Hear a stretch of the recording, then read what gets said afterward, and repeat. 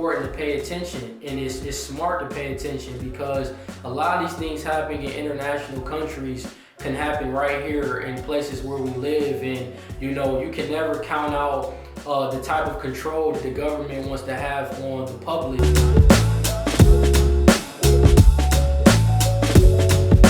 What's going on, everyone? Thank you for tuning into another episode of Insightful Principles.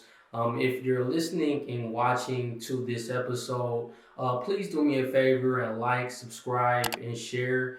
It's greatly appreciated. And if you're listening on the podcast, definitely rate, leave a review, and continue to keep sharing this with your family and friends.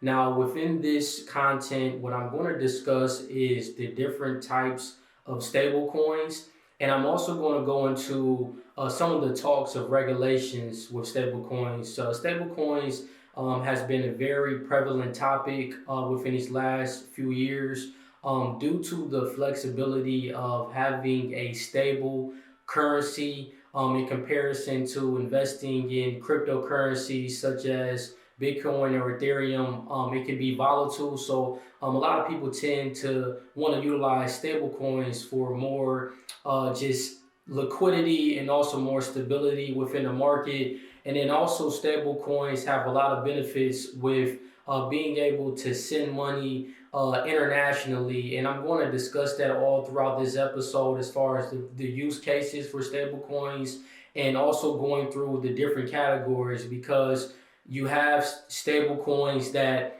are backed by the US dollar, but you also have some that are backed by cryptocurrency. So I'm going to go into all of those details throughout this episode, and definitely stay tuned. Now, before we move forward with the show, I do want to get our sponsors out the way. So this show is brought to you by Bitcoin 2022. It's going to be the largest conference here in America, and it's going to be a sold out event. Last year they had a lot of success, over 12,000 people. This year is going to be about over 35,000 people, and some of the speakers that are going to be at Bitcoin 2022 is going to be you have Jack Mallers, you have Jack Dorsey. He was the former CEO of Twitter. You have Michael Saylor, which is the CEO of MicroStrategy. You're going to have Kathy Wood. She's the CEO of ARK Investment Management. And there's going to be a lot of influential people there that are going to be discussing the growth of Bitcoin, talking about why this technology is so transformative and how it's going to continue to innovate. So it's going to be a great networking event, a great opportunity to learn about Bitcoin if you don't know what it is and you're still wanting to develop your interest in this type of technology. So I'm going to put the information in my show notes so you can be able to go and sign up for the event. If you use my promo code INSIGHT, you'll get 10% off on any passes located on the website. So that definitely helps. And Bitcoin 2022 is going to be from April 6th to the 9th in Miami, Florida. It's going to actually be at the Miami Convention Center. So don't hesitate. Definitely get your tickets now. This episode has been sponsored by Buzzsprout. Buzzsprout is who I use for my podcast hosting. It's a great platform, and whether you're looking to start a new marketing channel, if you have a message that you want to share with the world, or you think it may just be fun to have your own talk show, podcasting is an easy, inexpensive, and a fun way to expand your reach online. And Buzzsprout, they're hands down the easiest and the best way to launch, promote, and track your podcast. They put your podcast on major outlets such as Apple Podcasts, Spotify, Google Podcasts, and much more within minutes of finishing your recording. Now, podcasting, it isn't hard. It definitely is challenging. But when you have the right partners like Buzzsprout, they're very passionate about helping you succeed. And you definitely will be part of a community that has thousands of podcasts that are already using Buzzsprout to get their message to the world. So if you go to my show notes for that as well, you'll also get a $20 Amazon gift card. So it's a great opportunity. And then lastly, this show is brought to you by Ledger. Ledger is who I use for my hardware wallet. They're one of the largest crypto hardware wallets out there on the market. And some of the benefits of having a hardware wallet is being able to hedge against any type of cyber attacks that may happen in the world, or anything associated with crypto exchange being hacked. So it gives you more security, it gives you more control, and the whole point of why Bitcoin was created is decentralization, where it doesn't require any third party to facilitate a transaction. You don't have to utilize a bank if you don't want to send money. With your hardware wallet, you can be able to move money anywhere in the world, and you don't need any type of intermediary to be able to approve or decline that transaction. So having a hardware wallet is definitely important, and especially as you grow your crypto assets. So let's go ahead and get into the episode. So I mentioned in the previous episodes that I've had in the past that the importance of DeFi, decentralized finance, and how you have opportunities where you're able to participate in blockchain applications where you're able to use NFTs, non-fungible tokens. You're able to get involved with being able to utilize loans and having that backed by your cryptocurrency. But in this episode, I want to talk about more into details what a stablecoin is and the different categories of stablecoins, because that plays such a big role within the DeFi space. I wanted to take some time to do an episode to really educate you with stablecoins. So the first category when it comes to stablecoins is you have collateralized fiat stablecoins that are pegged by the US dollar. Essentially, all that means is you have a tokenized US dollar that's pegged, is pegged one-to-one with a cryptocurrency, a digital cryptocurrency. So USDC is one of the most recognizable collateralized dollar-backed stablecoins that you will have there in the market, and is essentially a digital currency that's fully backed by US dollars and or dollar denominated assets like US Treasury securities.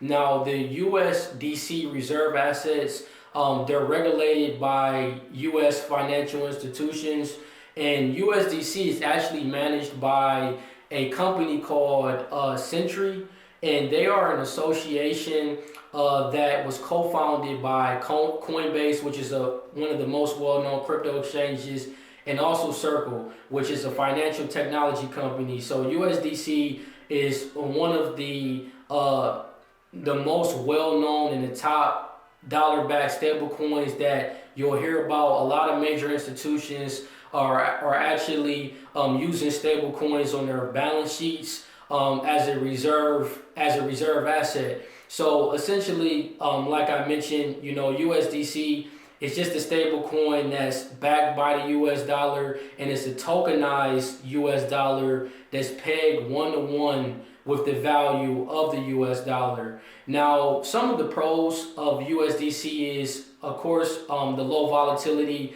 With the way I'm explaining stablecoins, this is not talking about staking or lending. Those tend to have more risk because you're actually earning interest on your stablecoin. And I'll do further videos explaining that. But with this episode, I just wanted to explain exactly what a stablecoin is. So you have low price volatility because it's stable, it's not being invested, it's just really used as a savings account.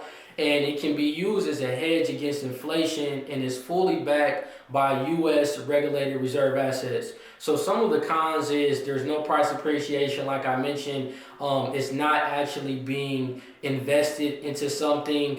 It's not invested in the market, nor is it any applications of DeFi such as staking or lending.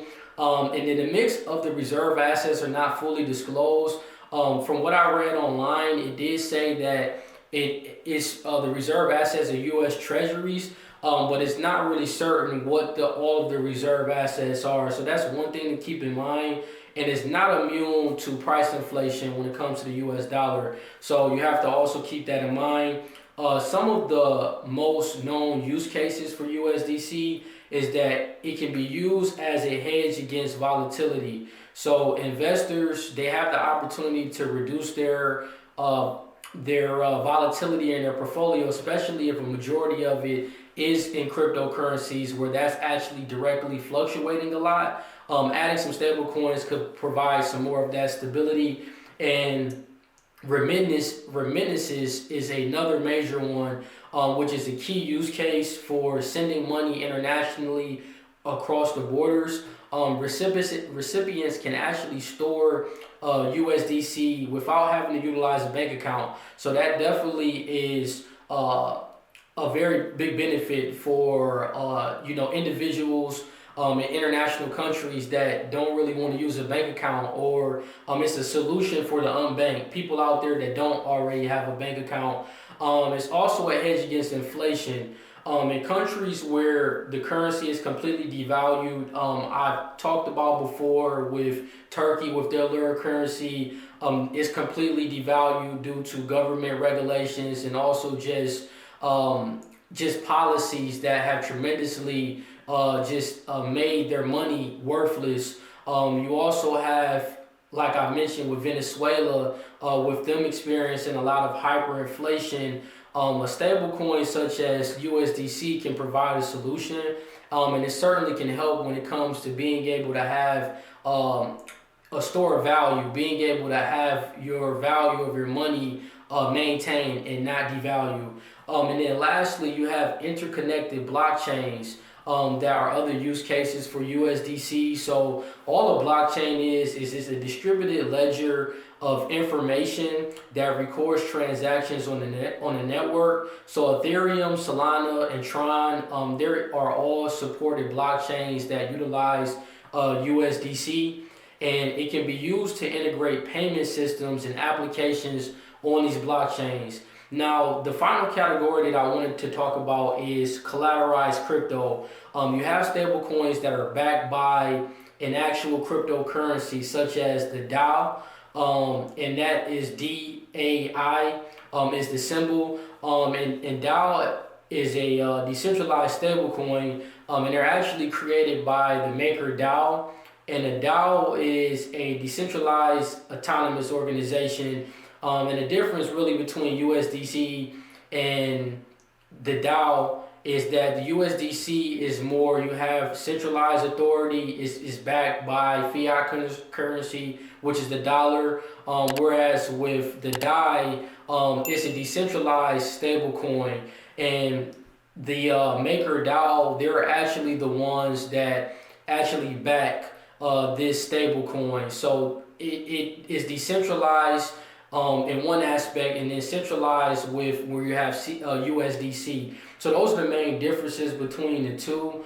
And then a lot of the research has also shown that with a DAI, it has less censorship and control in comparison to dollar-based stablecoins, because it is decentralized and it's not really a decentralized authority controlling the amount of circulating supply when it comes to the stable coin.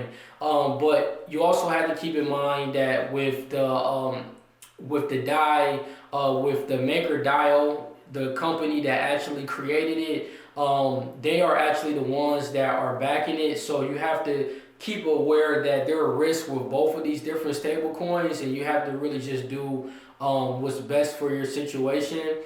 And some of the advantages with DAI is it is a stable value similar to USDC, and it provides an alternative to a stable currency and financial inclusion for citizens living in countries where they have authoritative governments.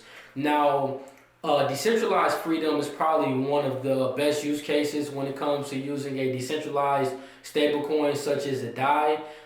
It's more transparent and permissionless, and also it ensures users that there will be unrestricted access when it comes to their wealth.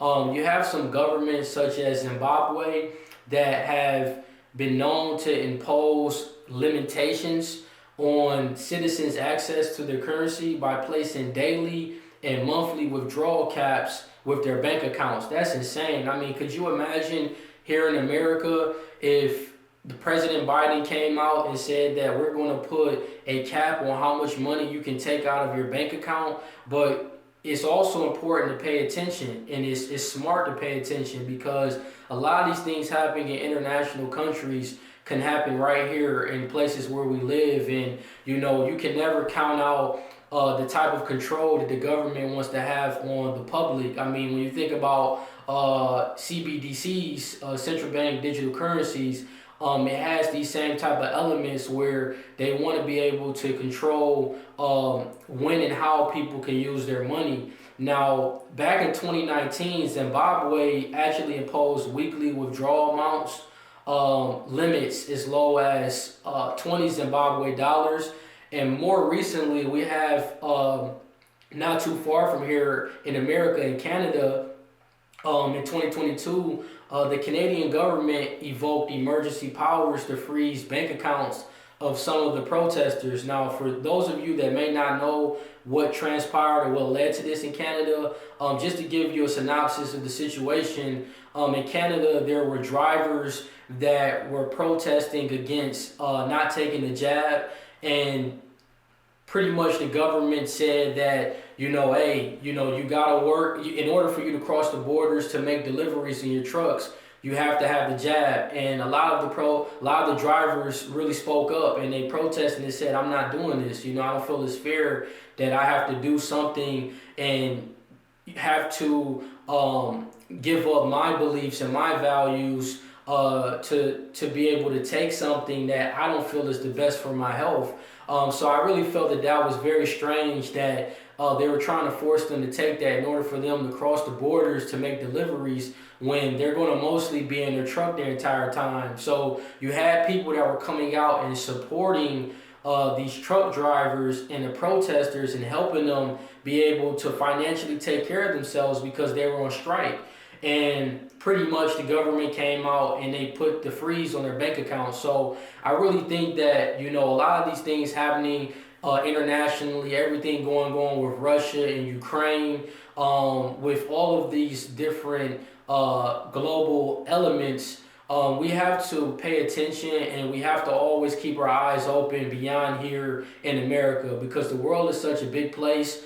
And I think that, as I mentioned, with Zimbabwe, with Venezuela, with Turkey, with Canada, stablecoins provide options where citizens can have some stability when it comes to their currency. They can have a hedge against inflation, a hedge against volatility, and also it can be used as a payment system to be able to send money across the world. So that pretty much wraps it up for this video. If you can like, subscribe, and share, that would be greatly appreciated. And definitely continue to keep sharing this with your family and friends. And thank you for watching this video and listening on the podcast outlets. And take care.